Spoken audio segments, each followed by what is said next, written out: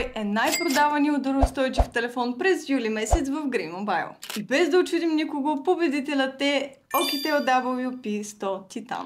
Нека да разберем и защо. Това устройство има в себе си вграден DLP проектор и огромна батерия. С него можеш да проектираш филми, сериали, каквото си поискаш директно от джоба си. Отзад на гърба имаш и 1200 лумена LED светлина. Можеш да осветяваш абсолютно всичко в тъмното. Нека да разгледаме и характеристиките. 33 000 мАч батерия. Буквално издържат с седмици. В комплекта получаваме и 66 W адаптер за бързо зареждане. Под капака имаме MediaTek Dimensity 7300, 16 GB RAM и 512 GB памет. Дисплеят е 6,8 Full HD+, 120 Hz, Gorilla Glass 5.